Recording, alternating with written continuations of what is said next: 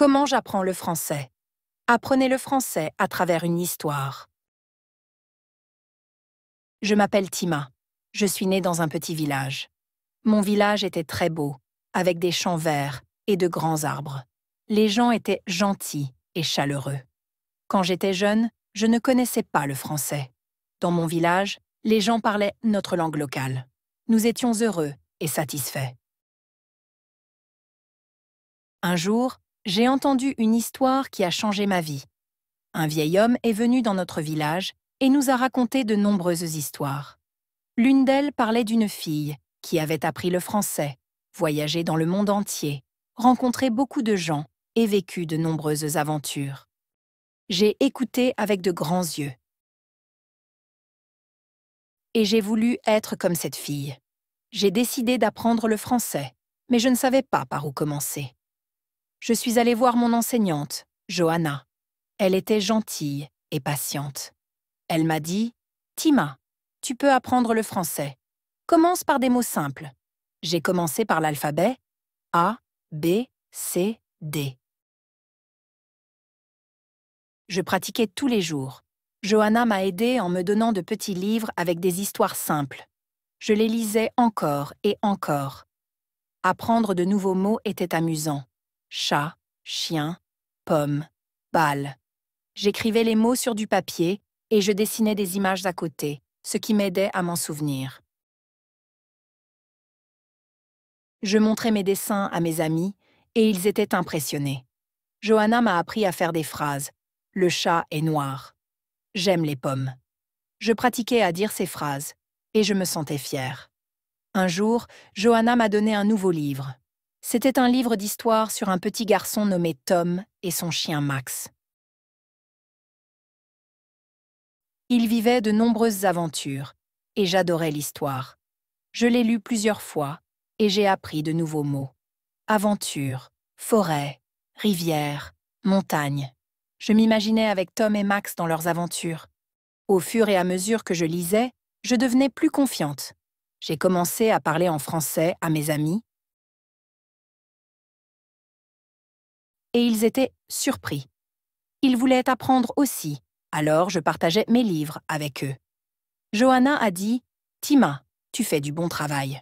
Continue à lire et à pratiquer. » Ces mots me rendaient heureuse et je voulais apprendre encore plus. Johanna m'a donné quelques conseils pour mieux apprendre le français.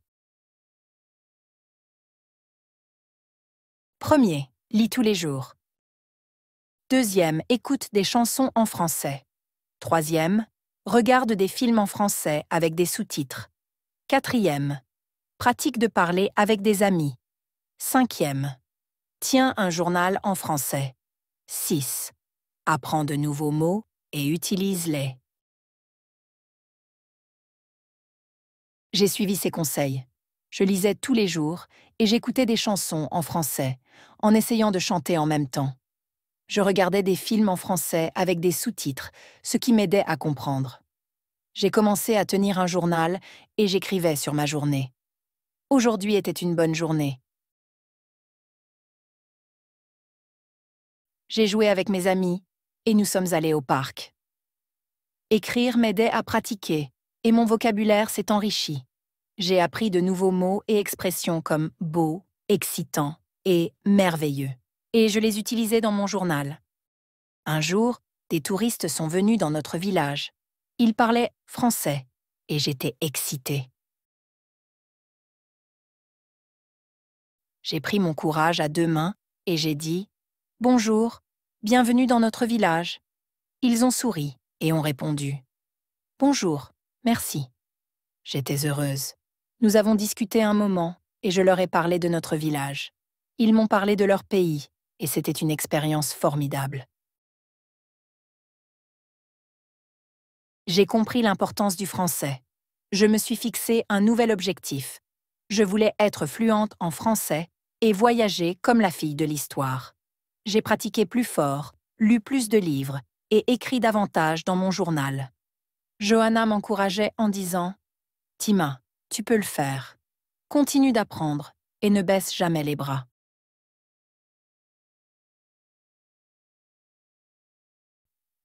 Ces mots me donnèrent de la force, et j'étais déterminée. Le français m'a ouvert de nouvelles portes. Je pouvais parler avec plus de gens, lire plus de livres et comprendre les chansons et les films. Je me sentais connectée au monde. Un jour, j'ai trouvé une vieille lettre de mon grand-père. Il avait voyagé dans de nombreux endroits et avait écrit sur ses aventures.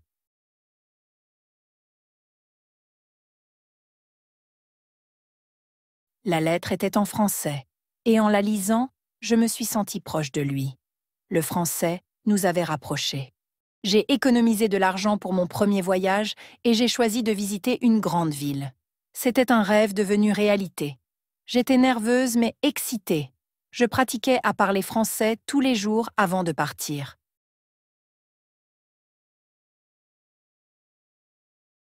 Quand je suis arrivée à Paris, j'étais émerveillée. La ville était grande et belle. J'ai visité de nombreux endroits, musées, parcs et la rivière. J'ai parlé à beaucoup de gens et mon français était utile. J'étais fière de moi. Apprendre le français n'a pas toujours été facile. Parfois, je faisais des erreurs et parfois je me sentais frustrée.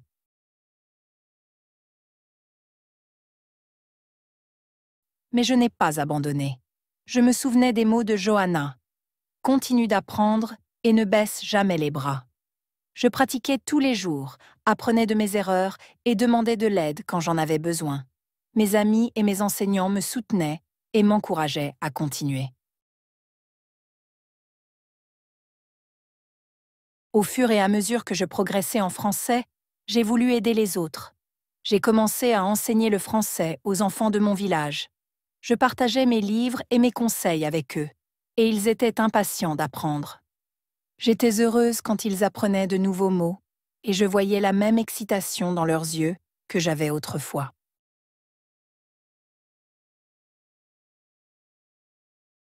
Un jour, une petite fille nommée Aïcha est venue me voir et m'a dit « Tima, je veux apprendre le français comme toi. » Ces mots m'ont touchée. Je me suis vue en elle, alors je lui ai donné un livre et lui ai dit « Commence par celui-ci, tu peux y arriver. » Elle a souri et pris le livre. C'était un moment spécial pour moi, et j'ai réalisé l'impact que je pouvais avoir.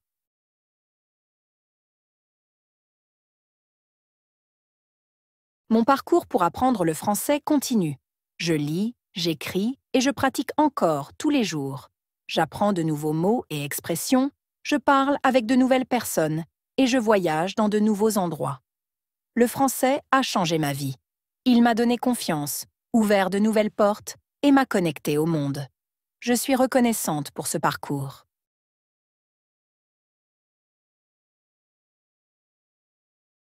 Apprendre le français est important.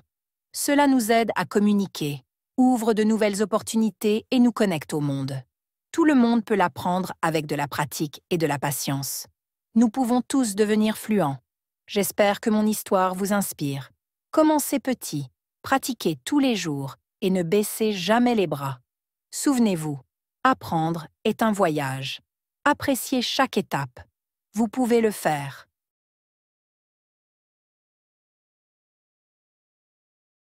Comment j'apprends le français? Apprenez le français à travers une histoire. Je m'appelle Tima. Je suis née dans un petit village. Mon village était très beau, avec des champs verts et de grands arbres. Les gens étaient gentils et chaleureux. Quand j'étais jeune, je ne connaissais pas le français. Dans mon village, les gens parlaient notre langue locale. Nous étions heureux et satisfaits. Un jour, j'ai entendu une histoire qui a changé ma vie. Un vieil homme est venu dans notre village et nous a raconté de nombreuses histoires. L'une d'elles parlait d'une fille qui avait appris le français, voyagé dans le monde entier, rencontré beaucoup de gens et vécu de nombreuses aventures. J'ai écouté avec de grands yeux. Et j'ai voulu être comme cette fille. J'ai décidé d'apprendre le français, mais je ne savais pas par où commencer.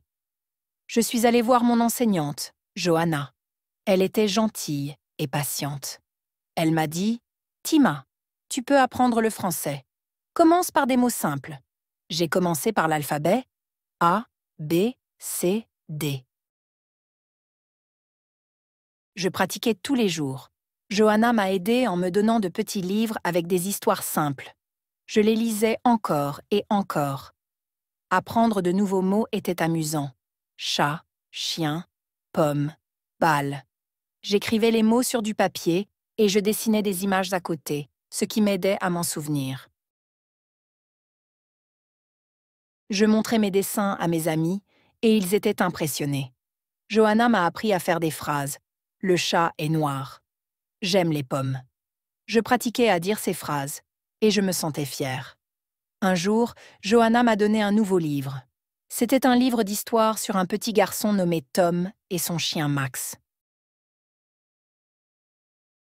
Il vivait de nombreuses aventures et j'adorais l'histoire. Je l'ai lu plusieurs fois et j'ai appris de nouveaux mots. Aventure, forêt, rivière, montagne. Je m'imaginais avec Tom et Max dans leurs aventures. Au fur et à mesure que je lisais, je devenais plus confiante. J'ai commencé à parler en français à mes amis et ils étaient surpris. Ils voulaient apprendre aussi, alors je partageais mes livres avec eux. Johanna a dit « Tima, tu fais du bon travail. Continue à lire et à pratiquer. » Ces mots me rendaient heureuse et je voulais apprendre encore plus. Johanna m'a donné quelques conseils pour mieux apprendre le français. Premier, lis tous les jours. Deuxième, écoute des chansons en français. Troisième, regarde des films en français avec des sous-titres. Quatrième, pratique de parler avec des amis. Cinquième, tiens un journal en français. 6. Apprends de nouveaux mots et utilise-les. J'ai suivi ces conseils. Je lisais tous les jours et j'écoutais des chansons en français, en essayant de chanter en même temps. Je regardais des films en français avec des sous-titres, ce qui m'aidait à comprendre. J'ai commencé à tenir un journal et j'écrivais sur ma journée. Aujourd'hui était une bonne journée. J'ai joué avec mes amis et nous sommes allés au parc. Écrire m'aidait à pratiquer et mon vocabulaire s'est enrichi. J'ai appris de nouveaux mots et expressions comme beau, excitant et merveilleux. Et je les utilisais dans mon journal. Un jour, des touristes sont venus dans notre village. Ils parlaient français et j'étais excitée. J'ai pris mon courage à deux mains et j'ai dit « Bonjour, bienvenue dans notre village ». Ils ont souri et ont répondu « Bonjour, merci ». J'étais heureuse. Nous avons discuté un moment et je leur ai parlé de notre village. Ils m'ont parlé de leur pays et c'était une expérience formidable. J'ai compris l'importance du français. Je me suis fixé un nouvel objectif. Je voulais être fluente en français et voyager comme la fille de l'histoire. J'ai pratiqué plus fort, lu plus de livres et écrit davantage dans mon journal. Johanna m'encourageait en disant « Tima, tu peux le faire. Continue d'apprendre et ne baisse jamais les bras. »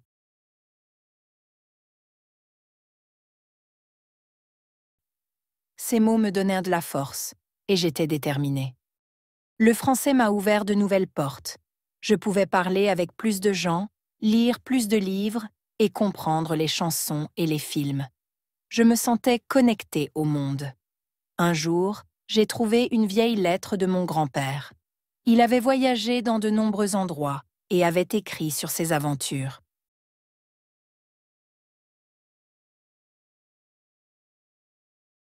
La lettre était en français, et en la lisant, je me suis sentie proche de lui. Le français nous avait rapprochés. J'ai économisé de l'argent pour mon premier voyage et j'ai choisi de visiter une grande ville. C'était un rêve devenu réalité. J'étais nerveuse mais excitée. Je pratiquais à parler français tous les jours avant de partir.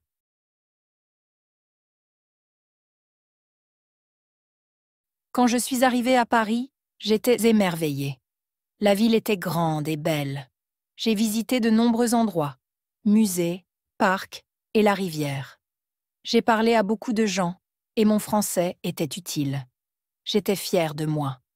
Apprendre le français n'a pas toujours été facile. Parfois, je faisais des erreurs, et parfois je me sentais frustrée.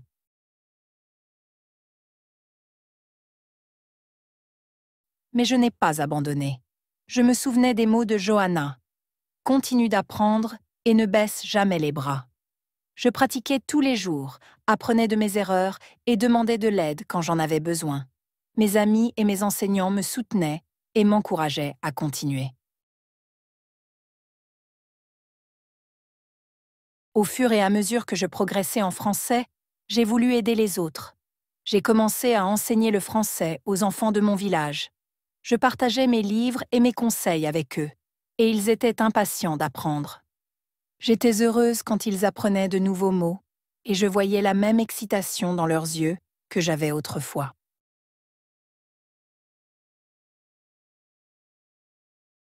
Un jour, une petite fille nommée Aïcha est venue me voir et m'a dit « Tima, je veux apprendre le français comme toi. » Ces mots m'ont touchée. Je me suis vue en elle, alors je lui ai donné un livre et lui ai dit « Commence par celui-ci, tu peux y arriver. » Elle a souri et pris le livre. C'était un moment spécial pour moi, et j'ai réalisé l'impact que je pouvais avoir.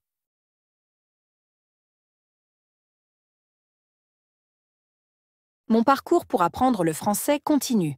Je lis, j'écris et je pratique encore tous les jours.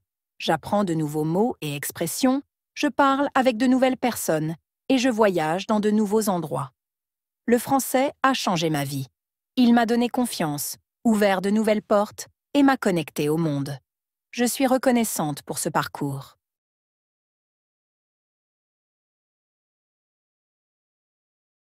Apprendre le français est important. Cela nous aide à communiquer, ouvre de nouvelles opportunités et nous connecte au monde. Tout le monde peut l'apprendre avec de la pratique et de la patience. Nous pouvons tous devenir fluents. J'espère que mon histoire vous inspire. Commencez petit, pratiquez tous les jours et ne baissez jamais les bras. Souvenez-vous, apprendre est un voyage. Appréciez chaque étape. Vous pouvez le faire.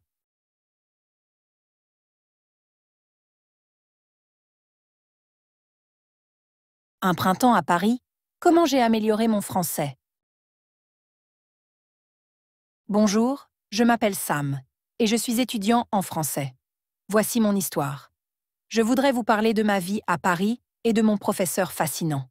Vous pouvez lire mon histoire et apprendre le français avec moi. Un beau jour de printemps, je me promène le long de la rivière à Paris. Je vois un homme assis sur un banc. Il a l'air sympathique et parle au téléphone en français. Bien que je ne comprenne pas tout ce qu'il dit, je sais qu'il parle couramment. Moi aussi, je veux parler français, mais je suis débutant et je ne connais pas beaucoup de mots. C'est l'occasion rêvée pour moi de pratiquer. Je décide de lui parler. Je lui dis quelques phrases en français basique, et il comprend ce que je dis. Même si je parle lentement et avec peu de mots, l'homme est gentil et patient. Nous avons une conversation simple. Je lui explique que je veux apprendre le français. Il est ravi et me dit qu'il vient des États-Unis et qu'il est à Paris pour des vacances. Après environ 10 minutes de discussion, il est temps pour moi de rentrer chez moi.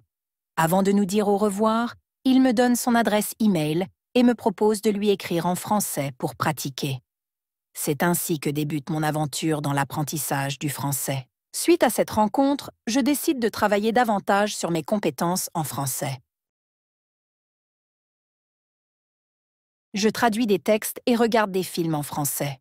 Je consacre environ 2 heures chaque jour à l'apprentissage. Après 6 mois, je peux parler assez bien, mais je veux en apprendre encore plus. Je décide donc de venir à Paris pour étudier le français dans une école de langue. J'ai hâte d'assister à ma première leçon. Le premier jour à l'école, un lundi, je rencontre mon professeur et les autres étudiants. Mon professeur est un jeune homme très sympathique. Il nous demande de nous présenter et de dire d'où nous venons. Puis, la leçon commence. Il nous demande comment nous avons étudié le français auparavant et quelle méthode nous pensons être la meilleure pour l'apprendre. Je lui explique que j'aime traduire des chansons et des textes, mais je ne sais pas quelle est la meilleure méthode. Il nous révèle qu'il va nous enseigner une méthode très efficace, basée sur l'utilisation de la langue. Nous n'aurons pas de manuel scolaire. Nous allons nous immerger dans la langue. C'est parfait pour moi, car je n'aime pas les manuels. Ensuite, nous discutons de ce sur quoi nous devrions nous concentrer en apprenant une nouvelle langue. Selon notre professeur, nous avons besoin des langues pour communiquer, exprimer des idées et comprendre des idées. La meilleure façon d'apprendre une langue est donc de l'utiliser pour échanger des idées, ce que nous ferons en parlant le plus possible pendant le cours. Nous poursuivons la leçon en discutant de nos passe-temps et de ce que nous faisons pendant notre temps libre. Nous parlons en binôme ou avec notre professeur. C'est génial. Et nous parlons pendant toute la leçon. Je n'ai jamais parlé autant français pendant un cours. Je suis heureux et impatient pour la prochaine leçon. Le lendemain, une élève pose une question intéressante sur la meilleure méthode pour apprendre de nouveaux mots. Notre professeur explique qu'il y a plusieurs méthodes, mais que la lecture est la plus efficace statistiquement. Les personnes qui lisent en apprenant une langue apprennent 2 fois plus vite que celles qui ne lisent pas. Il est donc conseillé de lire au moins 30 minutes chaque jour. Nous continuons la leçon en parlant de la situation en France et des meilleurs emplois pour les étudiants. Cela m'intéresse car je cherche un travail. Après l'école, je me rends au centre d'emploi où on me propose un poste de serveur dans un café. Je commence ce nouveau travail le jeudi. Le jour suivant, en classe, un étudiant du Japon mentionne qu'il a des problèmes avec la prononciation. Notre professeur lui explique une technique appelée shadowing, où il suffit de répéter ce que l'on entend immédiatement après l'avoir entendu. Après la leçon, je décide d'essayer cette technique à la maison pour améliorer ma prononciation. Je suis excitée, mais aussi un peu nerveux pour mon premier jour de travail au café. Je rencontre mon patron, Monsieur Martin, qui est très gentil et m'explique tout. Je prends les commandes des clients et leur apporte leurs boissons et plats. C'est une excellente occasion de pratiquer mon français. Au début, c'est difficile de comprendre tout, surtout quand les clients parlent vite, mais je m'améliore. Le vendredi, après l'école, je retrouve mes camarades de classe pour prendre un café. Nous partageons nos expériences et discutons de la vie à Paris. C'est agréable d'avoir des amis qui comprennent ce que c'est d'apprendre une nouvelle langue et de vivre dans un pays étranger.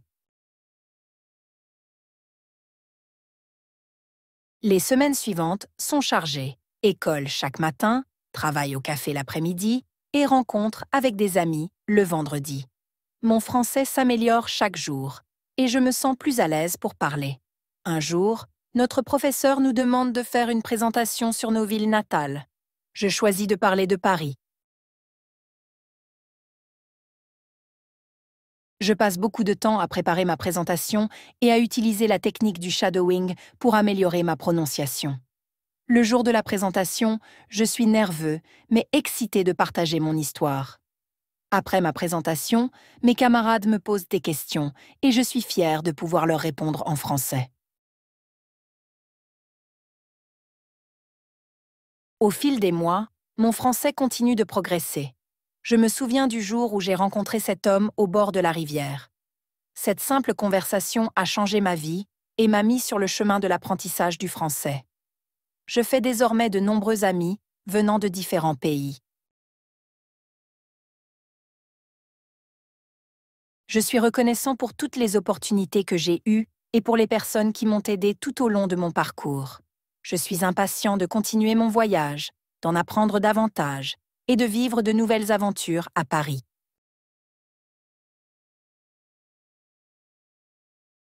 Un jour, je découvre un groupe d'échange linguistique local qui se réunit tous les vendredis soirs dans un café voisin. Je décide d'y participer. En arrivant, je rencontre David, le responsable du groupe, qui m'explique le fonctionnement du groupe. Tout au long de la soirée, Nous formons des binômes avec différents partenaires pour pratiquer la conversation. Mon premier partenaire est Lisa, une francophone native des États-Unis qui apprend le français. Nous parlons en français, puis en anglais. Au début, je suis nerveux, mais Lisa est patiente et encourageante. Nous discutons de nos loisirs, de nos endroits préférés à Paris et de nos raisons d'apprendre de nouvelles langues. La soirée est enrichissante et renforce ma confiance. Je me rends compte que parler avec des locuteurs natifs améliore ma prononciation et m'apprend de nouvelles expressions. Le week-end, je continue d'explorer Paris avec mes amis. Nous visitons Montmartre, le Sacré-Cœur et faisons une excursion au château de Versailles.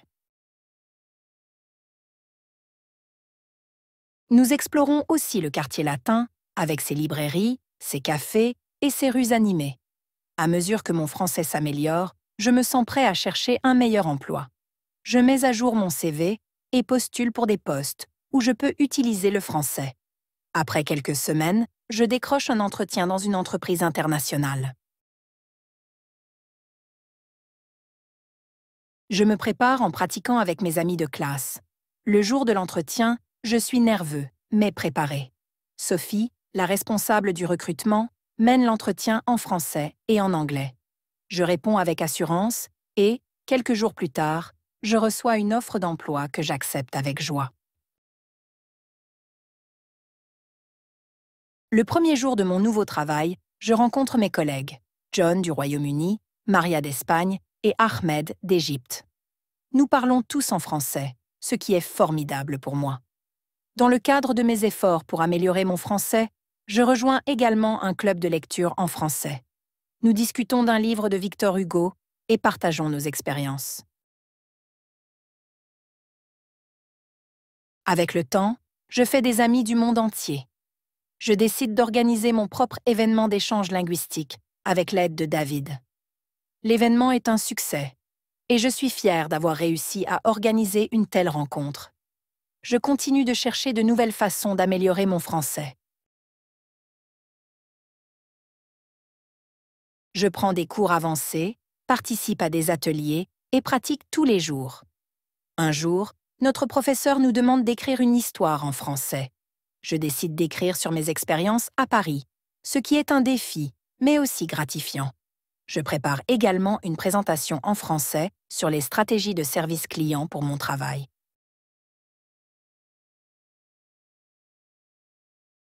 En m'entraînant avec mes amis et en répétant devant un miroir, je me sens prêt. La présentation se passe bien et je suis fière de mes progrès. Apprendre le français a ouvert de nombreuses portes pour moi et enrichi mes expériences. Mon voyage est loin d'être terminé et je suis enthousiaste à l'idée de continuer à progresser, explorer de nouvelles opportunités et, peut-être,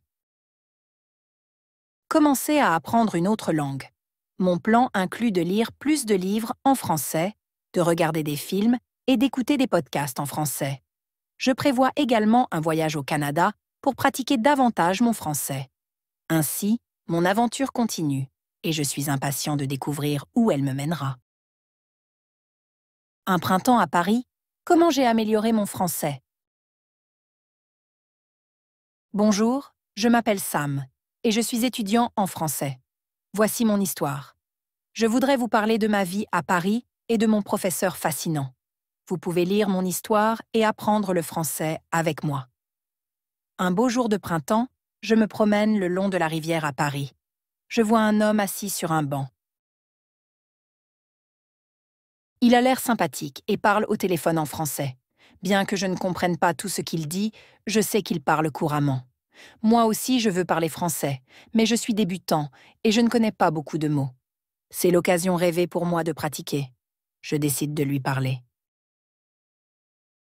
Je lui dis quelques phrases en français basique, et il comprend ce que je dis. Même si je parle lentement et avec peu de mots, l'homme est gentil et patient. Nous avons une conversation simple. Je lui explique que je veux apprendre le français. Il est ravi et me dit qu'il vient des États-Unis et qu'il est à Paris pour des vacances. Après environ 10 minutes de discussion, il est temps pour moi de rentrer chez moi. Avant de nous dire au revoir, Il me donne son adresse e-mail et me propose de lui écrire en français pour pratiquer. C'est ainsi que débute mon aventure dans l'apprentissage du français. Suite à cette rencontre, je décide de travailler davantage sur mes compétences en français. Je traduis des textes et regarde des films en français. Je consacre environ 2 heures chaque jour à l'apprentissage. Après 6 mois, je peux parler assez bien, mais je veux en apprendre encore plus. Je décide donc de venir à Paris pour étudier le français dans une école de langue. J'ai hâte d'assister à ma première leçon. Le premier jour à l'école, un lundi, je rencontre mon professeur et les autres étudiants. Mon professeur est un jeune homme très sympathique. Il nous demande de nous présenter et de dire d'où nous venons. Puis, la leçon commence. Il nous demande comment nous avons étudié le français auparavant et quelle méthode nous pensons être la meilleure pour l'apprendre. Je lui explique que j'aime traduire des chansons et des textes, mais je ne sais pas quelle est la meilleure méthode. Il nous révèle qu'il va nous enseigner une méthode très efficace, basée sur l'utilisation de la langue. Nous n'aurons pas de manuel scolaire. Nous allons nous immerger dans la langue. C'est parfait pour moi, car je n'aime pas les manuels. Ensuite, nous discutons de ce sur quoi nous devrions nous concentrer en apprenant une nouvelle langue. Selon notre professeur, nous avons besoin des langues pour communiquer, exprimer des idées et comprendre des idées. La meilleure façon d'apprendre une langue est donc de l'utiliser pour échanger des idées, ce que nous ferons en parlant le plus possible pendant le cours. Nous poursuivons la leçon en discutant de nos passe-temps et de ce que nous faisons pendant notre temps libre. Nous parlons en binôme ou avec notre professeur. C'est génial. Et nous parlons pendant toute la leçon. Je n'ai jamais parlé autant français pendant un cours. Je suis heureux et impatient pour la prochaine leçon. Le lendemain, une élève pose une question intéressante sur la meilleure méthode pour apprendre de nouveaux mots. Notre professeur explique qu'il y a plusieurs méthodes, mais que la lecture est la plus efficace statistiquement. Les personnes qui lisent en apprenant une langue apprennent 2 fois plus vite que celles qui ne lisent pas. Il est donc conseillé de lire au moins 30 minutes chaque jour. Nous continuons la leçon en parlant de la situation en France et des meilleurs emplois pour les étudiants. Cela m'intéresse car je cherche un travail. Après l'école, je me rends au centre d'emploi où on me propose un poste de serveur dans un café. Je commence ce nouveau travail le jeudi. Le jour suivant, en classe, un étudiant du Japon mentionne qu'il a des problèmes avec la prononciation. Notre professeur lui explique une technique appelée shadowing, où il suffit de répéter ce que l'on entend immédiatement après l'avoir entendu. Après la leçon, je décide d'essayer cette technique à la maison pour améliorer ma prononciation. Je suis excitée, mais aussi un peu nerveux pour mon premier jour de travail au café. Je rencontre mon patron, Monsieur Martin, qui est très gentil et m'explique tout. Je prends les commandes des clients et leur apporte leurs boissons et plats. C'est une excellente occasion de pratiquer mon français. Au début, c'est difficile de comprendre tout, surtout quand les clients parlent vite, mais je m'améliore. Le vendredi, après l'école, je retrouve mes camarades de classe pour prendre un café. Nous partageons nos expériences et discutons de la vie à Paris. C'est agréable d'avoir des amis qui comprennent ce que c'est d'apprendre une nouvelle langue et de vivre dans un pays étranger. Les semaines suivantes sont chargées. École chaque matin, travail au café l'après-midi et rencontre avec des amis le vendredi. Mon français s'améliore chaque jour et je me sens plus à l'aise pour parler. Un jour, notre professeur nous demande de faire une présentation sur nos villes natales. Je choisis de parler de Paris. Je passe beaucoup de temps à préparer ma présentation et à utiliser la technique du shadowing pour améliorer ma prononciation. Le jour de la présentation, je suis nerveux, mais excité de partager mon histoire. Après ma présentation, mes camarades me posent des questions et je suis fière de pouvoir leur répondre en français. Au fil des mois, mon français continue de progresser. Je me souviens du jour où j'ai rencontré cet homme au bord de la rivière. Cette simple conversation a changé ma vie et m'a mis sur le chemin de l'apprentissage du français. Je fais désormais de nombreux amis venant de différents pays. Je suis reconnaissant pour toutes les opportunités que j'ai eues et pour les personnes qui m'ont aidé tout au long de mon parcours. Je suis impatient de continuer mon voyage, d'en apprendre davantage et de vivre de nouvelles aventures à Paris.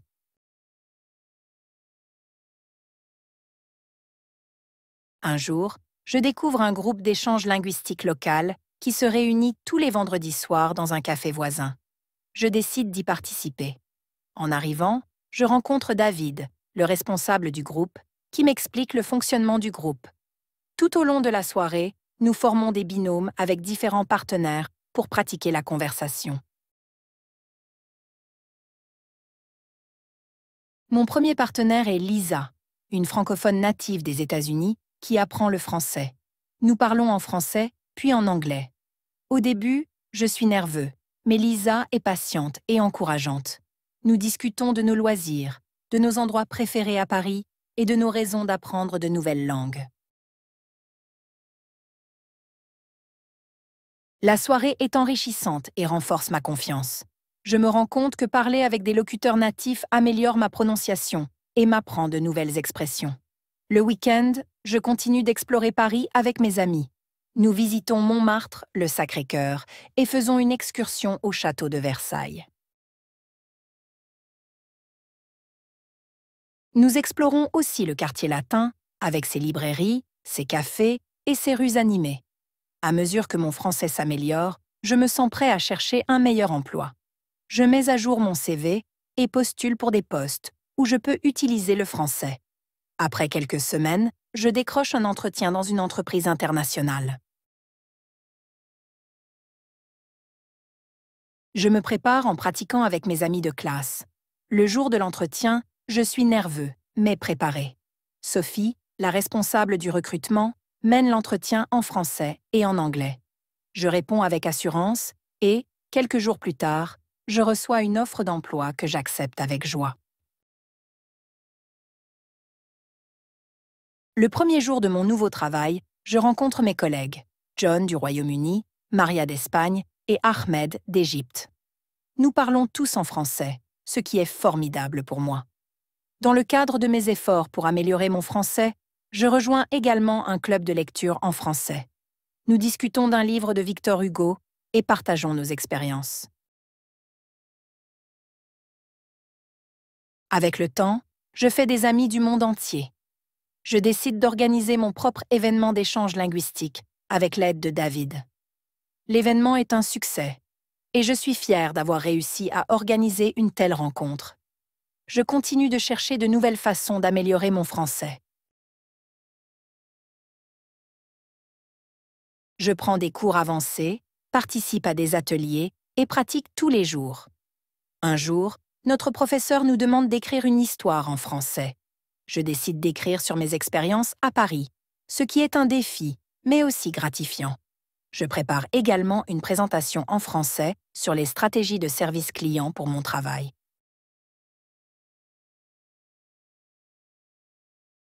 En m'entraînant avec mes amis et en répétant devant un miroir, je me sens prêt. La présentation se passe bien et je suis fière de mes progrès. Apprendre le français a ouvert de nombreuses portes pour moi et enrichi mes expériences. Mon voyage est loin d'être terminé et je suis enthousiaste à l'idée de continuer à progresser, explorer de nouvelles opportunités et, peut-être, commencer à apprendre une autre langue. Mon plan inclut de lire plus de livres en français, de regarder des films et d'écouter des podcasts en français. Je prévois également un voyage au Canada pour pratiquer davantage mon français. Ainsi, mon aventure continue et je suis impatient de découvrir où elle me mènera.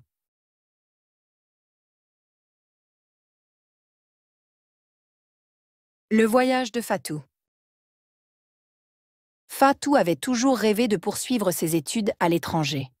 Depuis toute petite, elle était fascinée par la culture française, les paysages qu'elle voyait dans les livres, et surtout l'idée de vivre une expérience différente de celle qu'elle connaissait au Sénégal.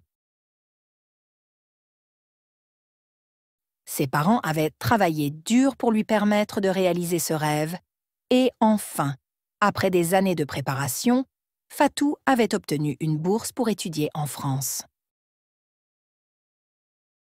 Le jour de son départ, l'excitation se mêlait à l'appréhension. C'était la première fois qu'elle quittait sa famille et son pays. L'aéroport de Dakar était bondé, mais dans la foule, elle se sentait seule. Pourtant, elle était déterminée à réussir. À son arrivée à Paris, tout lui semblait si différent. La météo, la langue parlée autour d'elle, et même les regards des gens. Dès les premiers jours à l'université, Fatou ressentit la difficulté de s'intégrer. Bien qu'elle ait un bon niveau de français, l'accent parisien et certaines expressions lui échappaient. Ses camarades de classe la regardaient souvent avec curiosité et parfois avec distance. Un jour, en sortant d'un cours, Fatou entendit des murmures derrière elle. « C'est une Africaine. Elle doit être là grâce à une bourse spéciale. » Elle se retourna, mais personne n'osa la regarder dans les yeux. Ce genre de remarques, elle en entendrait encore, malheureusement. Fatou était consciente des stéréotypes que certains avaient sur les Africains. Elle se sentait constamment obligée de prouver qu'elle méritait sa place. Mais cela la rendait plus forte. Elle passait des heures à étudier, à participer à des projets et à montrer qu'elle pouvait réussir autant que n'importe qui. Cependant, ce n'était pas toujours facile. Il y avait des jours où elle se sentait seule, incomprise, loin de sa famille et de sa culture. Les soirées où ses camarades de classe se retrouvaient pour discuter ou sortir, Fatou était souvent la dernière à être invitée, si elle l'était. Elle se demandait souvent si cela était dû à ses origines ou simplement à une différence culturelle. Un jour, Fatou décida de prendre les choses en main. Elle rejoignit une association étudiante qui promouvait la diversité culturelle. Là, elle rencontra des étudiants de divers horizons qui, comme elle, avaient vécu des expériences similaires. Ensemble, ils organisaient des événements pour sensibiliser les autres à la richesse de la diversité, à l'importance de l'inclusion et pour lutter contre les préjugés. Grâce à cette association, Fatou commença à se sentir plus à l'aise. Elle se fit de vrais amis, des personnes qui l'acceptaient pour ce qu'elle était. Ils partagèrent des repas, des discussions sur leurs cultures respectives, et bientôt, Paris ne lui semblait plus aussi étranger. Mais la route vers l'intégration restait semée d'embûches. Fatou fut confrontée à des moments de racisme plus ouverts, comme lorsqu'on lui refusa un appartement sans raison valable, ou lorsqu'on la traita différemment dans un magasin. Ces incidents la marquèrent profondément, mais ils renforcèrent aussi sa détermination à réussir. Fatou comprit que l'intégration ne signifiait pas renoncer à son identité, mais plutôt la valoriser tout en s'adaptant à un nouveau milieu. Elle continuait à exceller dans ses études, devenant un modèle pour d'autres étudiants internationaux. Au fil du temps, Fatou trouva sa place. Elle avait appris à naviguer entre deux cultures, à surmonter les obstacles et à se battre contre les stéréotypes. Elle savait que le chemin était long, mais elle était prête à relever le défi. À la fin de son parcours universitaire, Fatou avait non seulement obtenu son diplôme avec mention, mais elle avait aussi laissé une empreinte positive dans son université. Elle était devenue une voix pour ceux qui n'osaient en même pas parler, un symbole de résistance face aux discriminations et surtout, un exemple de réussite pour les futures générations d'étudiants internationaux. Fatou avait quitté le Sénégal pour poursuivre ses rêves, et bien que son voyage ait été parsemé d'épreuves, elle avait trouvé la force de s'intégrer sans jamais renoncer à son identité.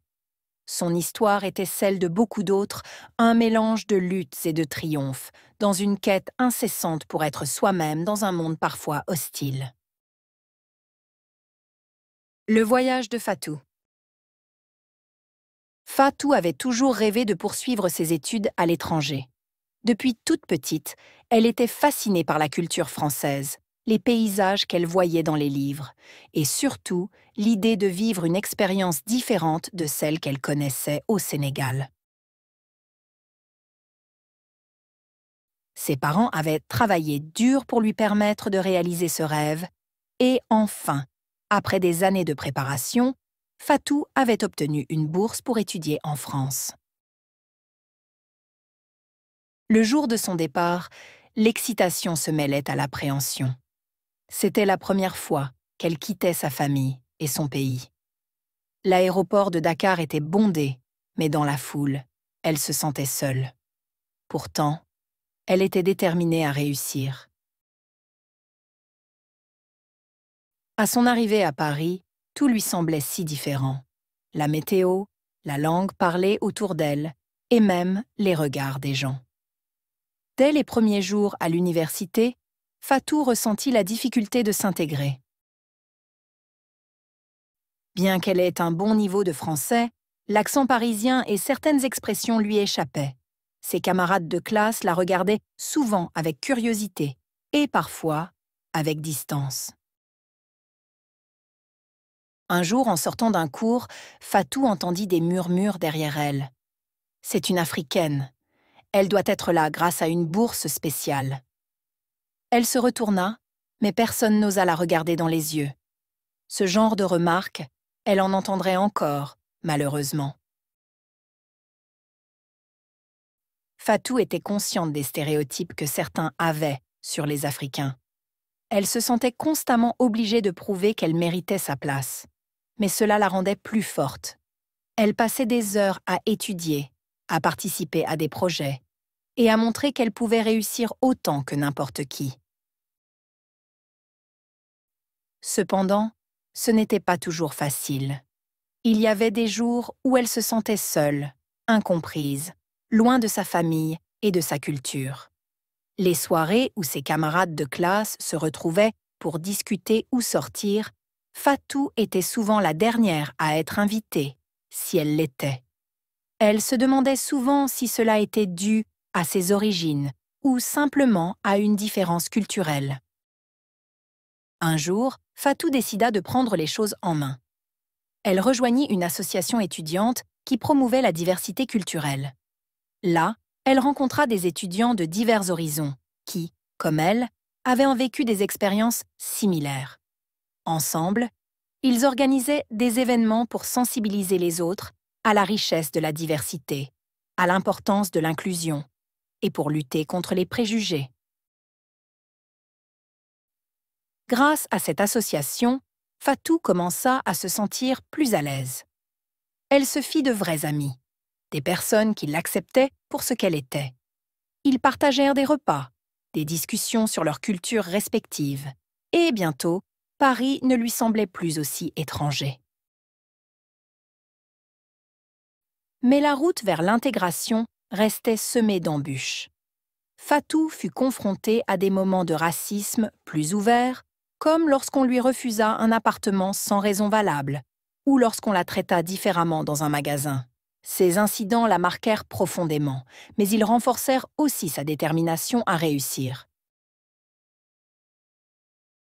Fatou comprit que l'intégration ne signifiait pas renoncer à son identité, mais plutôt la valoriser tout en s'adaptant à un nouveau milieu. Elle continuait à exceller dans ses études, devenant un modèle pour d'autres étudiants internationaux. Au fil du temps, Fatou trouva sa place. Elle avait appris à naviguer entre deux cultures, à surmonter les obstacles et à se battre contre les stéréotypes. Elle savait que le chemin était long, mais elle était prête à relever le défi. À la fin de son parcours universitaire, Fatou avait non seulement obtenu son diplôme avec mention, mais elle avait aussi laissé une empreinte positive dans son université. Elle était devenue une voix pour ceux qui n'osaient en même pas parler, un symbole de résistance face aux discriminations et surtout, un exemple de réussite pour les futures générations d'étudiants internationaux. Fatou avait quitté le Sénégal pour poursuivre ses rêves, et bien que son voyage ait été parsemé d'épreuves, elle avait trouvé la force de s'intégrer sans jamais renoncer à son identité. Son histoire était celle de beaucoup d'autres, un mélange de luttes et de triomphes, dans une quête incessante pour être soi-même dans un monde parfois hostile. La maison de l'ombre, la fuite de Léa. Léa était nerveuse. C'était la première fois qu'elle voyageait seule. Elle devait aller à Briona pour rendre visite à son oncle, mais le trajet depuis sa ville natale, Olara, était long et compliqué. En chemin, elle devait faire une escale dans une petite ville nommée Terona. Là-bas, elle prendrait un autre bus pour continuer son voyage. Lorsqu'elle arriva à Terona, il faisait déjà sombre. La gare était presque vide, et Léa ne savait pas où aller pour prendre son prochain bus. Elle sortit son téléphone pour vérifier l'horaire, mais il n'y avait plus de batterie. Paniquée, elle chercha quelqu'un pour demander de l'aide. C'est alors qu'un homme s'approcha d'elle. Il portait un manteau sombre et un chapeau qui cachait en partie son visage. « Besoin d'aide, mademoiselle » demanda-t-il d'une voix calme. « Oui, je dois prendre un bus pour Briona, mais je ne sais pas où il se trouve, » répondit-elle. L'homme sourit. « Je connais bien cette ville. Suis-moi, je vais te montrer. » Léa hésita, mais elle ne voyait pas d'autre option. Elle suivit l'homme à travers des rues sombres et étroites. Au lieu de la conduire à la gare, il l'emmena dans un quartier reculé de la ville. L'atmosphère devenait de plus en plus inquiétante. Les maisons étaient vieilles et délabrées. Léa sentait une boule se former dans son estomac. Ils arrivèrent finalement devant une petite maison à l'aspect sinistre. L'homme ouvrit la porte et lui fit signe d'entrer. « C'est ici que tu pourras te reposer avant ton bus, » dit-il. Léa, méfiante, regarda autour d'elle. « Je pense que je devrais attendre à la gare. » Mais avant qu'elle ne puisse terminer sa phrase, l'homme l'attrapa par le bras et la poussa à l'intérieur. Hugo monta les escaliers. Léa le suivit malgré elle. Ils arrivèrent devant une porte. Hugo l'ouvrit. La pièce était petite et sombre, avec un lit, une table et une chaise. Il y avait une fenêtre avec des rideaux verts. Hugo alluma la lumière. « Voilà, Léa, » dit-il. « C'est ici que tu vas dormir. » Léa regarda la pièce avec dégoût. Elle semblait sale. Elle était terrifiée, mais elle ne dit rien. Hugo ferma la porte derrière lui et verrouilla à clé. Léa entendit le bruit de la clé tourner dans la serrure. Elle était enfermée. Elle courut vers la porte et tenta de l'ouvrir, mais c'était impossible. Hugo avait la clé, et elle ne pouvait pas s'échapper. Le désespoir la submergeait. Elle se tourna vers la fenêtre. Léa tira les rideaux et essaya d'ouvrir la fenêtre. Avec difficulté, elle parvint à la soulever. Elle regarda dehors. Elle était au 3e étage. En bas, une petite rue déserte s'étendait. Comment pourrait-elle descendre? Elle chercha une solution dans la pièce et vit des draps sur le lit. Une idée lui traversa l'esprit. Léa attacha les draps ensemble pour former une corde. Elle fixa cette corde à la fenêtre, prit une profonde respiration et se glissa par la fenêtre. Elle commença à descendre lentement le long de la façade du bâtiment. Mais soudain, la corde se cassa. Léa tomba au sol avec fracas. Sa jambe lui faisait mal, mais elle pouvait marcher. Elle regarda autour d'elle. La rue était vide et sombre. Elle devait fuir avant que Hugo ne se rende compte de sa disparition. Elle se mit à marcher rapidement, tournant dans plusieurs rues, sans savoir où elle se trouvait. Elle n'avait jamais été à Terona auparavant et chaque coin de rue lui semblait étranger. Après plusieurs minutes, elle aperçut enfin une petite maison avec des lumières allumées. Avec l'espoir de trouver de l'aide, Léa s'approcha et frappa à la porte. Une vieille femme ouvrit et la regarda avec bienveillance. « Que fais-tu ici à cette heure, ma petite ?» demanda-t-elle. Léa, submergée par l'émotion, éclata en sanglots. « Un homme, il veut me faire du mal, je me suis perdue. » La vieille femme l'invita à entrer et referma la porte derrière elle. « Ne t'inquiète pas, tu es en sécurité ici, » dit-elle en la guidant vers un fauteuil près du feu. Léa s'assit et se réchauffa un peu. La vieille femme appela la police. Quelques minutes plus tard, un policier frappa à la porte. Léa lui raconta toute l'histoire en tremblant. Le policier prit la situation très au sérieux. « Nous allons retrouver cet homme, mais en attendant, tu dois te reposer. » Il appela un taxi pour la ramener à la gare.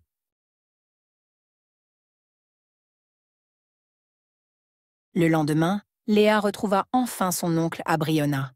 Elle était en sécurité, mais encore bouleversée par ce qui s'était passé. Elle se jura de ne plus jamais voyager seule sans être bien préparée.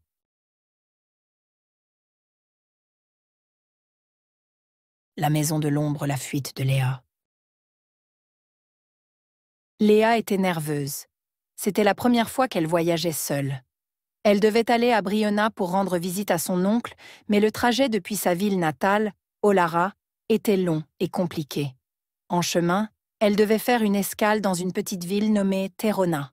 Là-bas, elle prendrait un autre bus pour continuer son voyage. Lorsqu'elle arriva à Terona, il faisait déjà sombre. La gare était presque vide, et Léa ne savait pas où aller pour prendre son prochain bus. Elle sortit son téléphone pour vérifier l'horaire, mais il n'y avait plus de batterie. Paniquée, elle chercha quelqu'un pour demander de l'aide.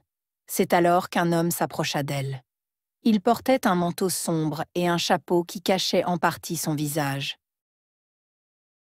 « Besoin d'aide, mademoiselle ?»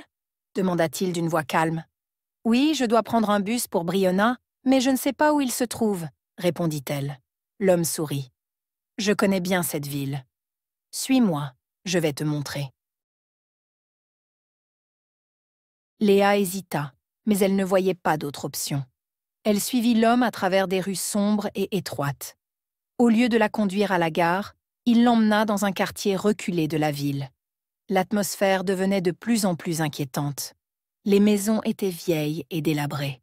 Léa sentait une boule se former dans son estomac. Ils arrivèrent finalement devant une petite maison à l'aspect sinistre. L'homme ouvrit la porte et lui fit signe d'entrer. « C'est ici que tu pourras te reposer avant ton bus, » dit-il. Léa, méfiante, regarda autour d'elle. « Je pense que je devrais attendre à la gare. » Mais avant qu'elle ne puisse terminer sa phrase, l'homme l'attrapa par le bras et la poussa à l'intérieur. Hugo monta les escaliers. Léa le suivit malgré elle. Ils arrivèrent devant une porte. Hugo l'ouvrit. La pièce était petite et sombre, avec un lit, une table et une chaise. Il y avait une fenêtre avec des rideaux verts. Hugo alluma la lumière. « Voilà, Léa, » dit-il. « C'est ici que tu vas dormir. » Léa regarda la pièce avec dégoût. Elle semblait sale. Elle était terrifiée, mais elle ne dit rien. Hugo ferma la porte derrière lui et verrouilla à clé. Léa entendit le bruit de la clé tourner dans la serrure. Elle était enfermée. Elle courut vers la porte et tenta de l'ouvrir, mais c'était impossible. Hugo avait la clé, et elle ne pouvait pas s'échapper. Le désespoir la submergeait. Elle se tourna vers la fenêtre. Léa tira les rideaux et essaya d'ouvrir la fenêtre.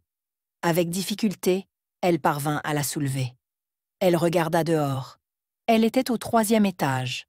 En bas, une petite rue déserte s'étendait. Comment pourrait-elle descendre?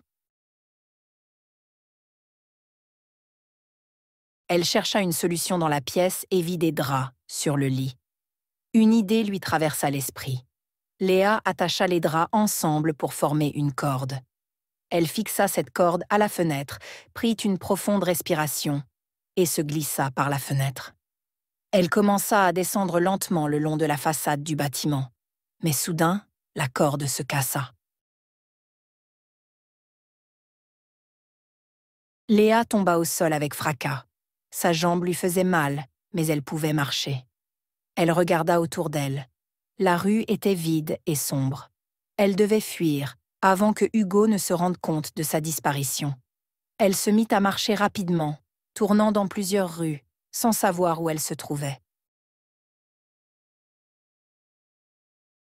Elle n'avait jamais été à Terona auparavant et chaque coin de rue lui semblait étranger.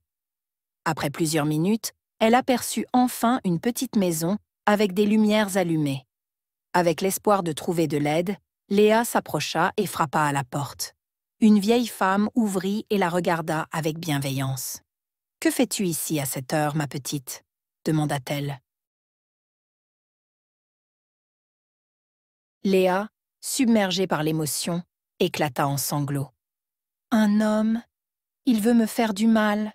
Je me suis perdue. » La vieille femme l'invita à entrer et referma la porte derrière elle. « Ne t'inquiète pas, tu es en sécurité ici, » dit-elle en la guidant vers un fauteuil près du feu. Léa s'assit et se réchauffa un peu. La vieille femme appela la police. Quelques minutes plus tard, un policier frappa à la porte. Léa lui raconta toute l'histoire en tremblant. Le policier prit la situation très au sérieux. « Nous allons retrouver cet homme, mais en attendant, tu dois te reposer. » Il appela un taxi pour la ramener à la gare.